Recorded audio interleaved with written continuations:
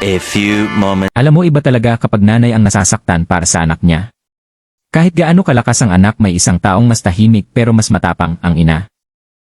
Okay, let's go. Hello mga kalingap, welcome back sa aking YouTube channel.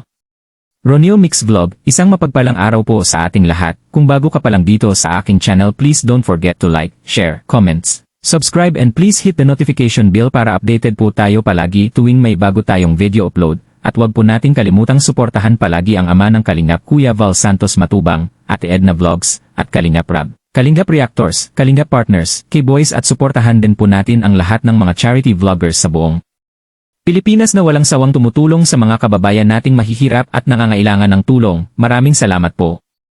Ngayon pag-uusapan natin ang naging comment ng mama ni Carla tungkol sa issue ng kanyang anak. Maraming nagsasabi, tama ba yon? Dapat ba siyang nakialam? Pero bago tayo magbigay ng opinyon, ilagay muna natin ang sarili natin sa puso ng isang ina. Sa totoo lang, kapag may anak ka, kahit ilang taon na yan, kahit gaano pa kasikat, anak mo pa rin yan. Kapag nakikita mong binabato ng salita, hinuhusgahan, o nasasaktan, parang ikaw din ang tinatamaan. Minsan hindi dahil gusto mong makisawsaw. Minsan gusto mo lang sabihin sa mundo, anak ko yan. Mahal ko yan. May mga nagsasabi na baka mas lumaki ang issue. Na baka mas magandang nanahimik na lang. Pero sino ba ang makakapagsabi sa isang ina kung kailan siya dapat manahimik kung ang puso niya ang sumisigaw na ipagtanggol ang anak niya? Naalala ko tuloy ang verse na ito sa Proverbs 31:28. Her children arise and call her blessed. Ang isang mabuting ina hindi lang tahimik na nagmamahal. Handa rin siyang tumayo para sa anak niya. At sa 1 Corinthians 13:7 naman sinasabi, love bears all things, believes all things, hopes all things, endures all things. Ganyan ang pagmamahal ng magulang. Siguro imbis na husgahan natin kung tama o mali, mas magandang tanungin natin ang sarili natin.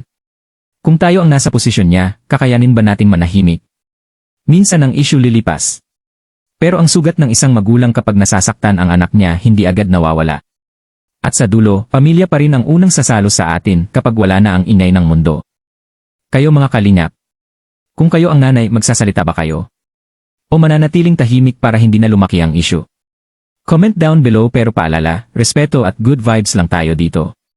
Dahil sa likod ng bawat issue, may pusong nasasaktan. Like, share, and subscribe sa Ronil Mix Vlog. See you sa next reaction video at lagi nating piliin ang may puso.